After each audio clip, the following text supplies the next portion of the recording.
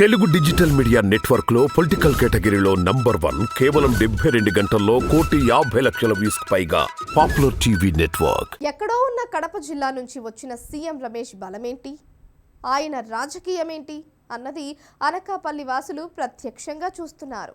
CM Ramesh రాజకీయ చక్రం గిర్రున తిరుగుతోంది.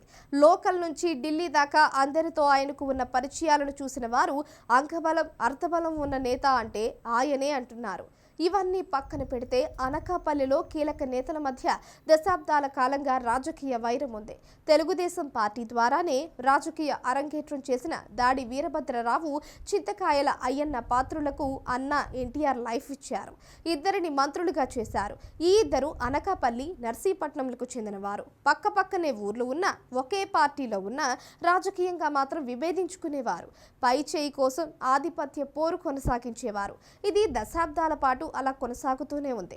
దాడి ఈ మధ్యలోనే పార్టీలు మారి తిరిగి టీడీపీ గూటికి వచ్చారు. అయినా వైరం అలాగే ఉంది. అయితే సీఎం రమేష్ అనకాపల్లి నుంచి టీడీపీ కూటమి అభ్యర్థి కావడం కాదు, కానీ ఇద్దరు ప్రత్యర్థులను కలిపేశారు. మొదట అయ్యన్న పాత్రుడి దగ్గరకు వెళ్లిన రమేష్ ఆనక దాడి వద్దకు వెళ్లారు. కట్ చేస్తే చివరికి సీఎం రమేష్ నామినేషన్ కార్యక్రమంలో దాడి, అయ్యన్న ఇద్దరు పక్కపక్కనే నవ్వులు చిందిస్తూ ఫోటోలకు పోజు ఇవ్వడాన్ని చూసిన వారు దశాబ్దాలుగా టీడీపీ అధినాయకత్వం చెయ్యలేని పనిని సీఎం రమేష్ చేసేశారు అని వ్యాఖ్యానిస్తున్నారు. అంతేకాదు, అనకాపల్లి పరిధిలో చూస్తే మాజీ మంత్రి కొడతాల రామకృష్ణకి దాడికి మధ్య ఆరని చిచ్చు అలానే రేగుతూనే ఉంది. అయితే సీఎం రమేష్ చొరవతో ఇద్దరు నేతలు కలిసిపోయారు. దాడి ఇంటికి స్వయంగా కొడతాల వెళితే ఆప్యాయంగా దాడి ఆయనను రిసీవ్ చేసుకున్నారు. ఆ తరువాత కొడతాలకు మద్దతుగా దాడి ప్రచారం మొదలుపెట్టేశారు. దీంతో దశాబ్దాల వైరం కాస్త చెక్ పెట్టినట్లయింది.